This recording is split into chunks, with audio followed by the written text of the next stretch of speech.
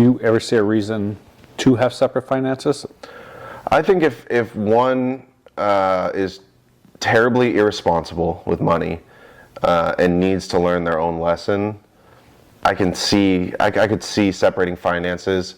I think that will forever be an issue amongst them, and that could be the deciding factor of why they, have issues. But we don't have that issue, So the way that we structure our finances is, like you said, you have your money where if you want to go out and buy a cigar or whatever. I don't think either of us, we have that trust where we don't ever feel like we would have to justify an expense to the other person. If there was something that was dollar amount of that level, then we would just ask how they feel about it. Like my wife would call me. She's much better at that than I am, but she would call me and say, "Hey, I'm thinking about buying this. Are you okay with that?" And I would be insisting, like, yes, or getting her hair done. That's one thing. She says, "Hey, I need to go out and get my hair done. I can just do it at home." And I'm like, "No, go treat yourself. Take it out. Go do it." And she's like, "It's gonna be this much. Are you okay with that?" But it's that communication. Like, how much does that communication add value to our relationship?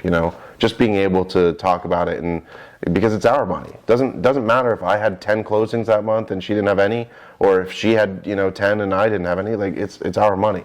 So if she was closing a bunch of deals, she would still come to me and ask, "Hey, what do you think if I go do this?" So I think what it really comes down to is communication. Is if you can separate your bank accounts and have clear communication with your spouse, good for you. That's more important. So yeah, Valerie and I had one just recently. We're going on a cruise here and for a week, and that's where cruises get you, not necessarily on the cruise, like renting your room, if you will. It's all the extra stuff. It's all the extra stuff. And so we're talking about all the extra stuff. She's like, "Well, what about the internet package?" I was like, "I don't need internet. I can live without it for a week." She's like, "Well, what about a drink package?" I was like, "I'm good. I don't need a drink package." And I was like, "You can get the drink package and I'll just have buy a drink or so." She looks into it and like, "Well, I get the drink package, the alcohol drink package, because there's different levels." She's like, "You have to get it because we're sharing a room."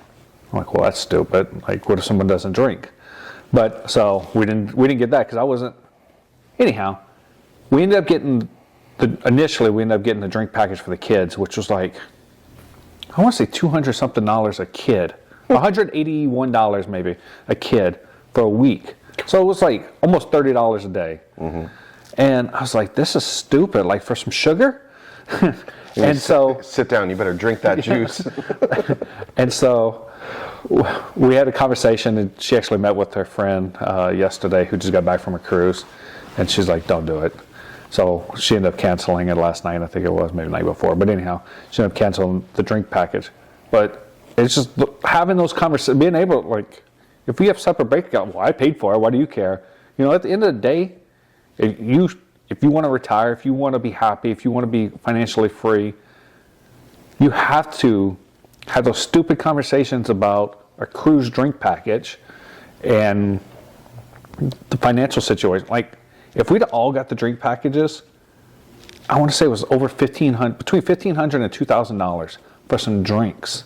I was like, man, that's more than we pay to eat for a whole month as a family of 5. So. Yeah, no, and I think that really comes down to, again, the communication, right? Like, I'm very grateful to be in a relationship where if I said, "Hey, I really want to go out and get this, XYZ for one of my guns, or something like that," I know that she'd be like, "All right, well, I could pick up an extra shift to, go work a bar for the weekend, or I could sell one more house or something, and then he could go do that." And I think the same way is that if she says that she wanted to do something, like today, she texted me and said, we just had a closing yesterday, and she's like, I know we got other things going on, but I really, do need a new computer. And my mind wasn't like, you don't need a new computer, like, or you want a computer, go work for it. My mind was, okay, what can I do to make sure that she gets her computer? And so being in a relationship where it's servitude first, we're always looking to serve each other, I think that's more important. And even if it was, even if you did have separate bank accounts, if you're looking how you can, like, if I have my separate bank account and I'm constantly looking at, well, I have extra spending money, I can get her some flowers, stuff like that. I think that's important, and obviously comes to love languages and those kinds of things. My wife, she appreciates gifts, but she cares a lot more about acts of service. It was like, did I go do the laundry, or go clean out the garage that's been piling up for 2 years? True story. But it's more important things to our relationship than just money. Money. It's important, but also what's the Bible say about money, right? It doesn't say that money is evil, right? That's the common misconception. It says the love of money is the root of all evil. And so if we center everything that we do in our life around money, that is the love of money.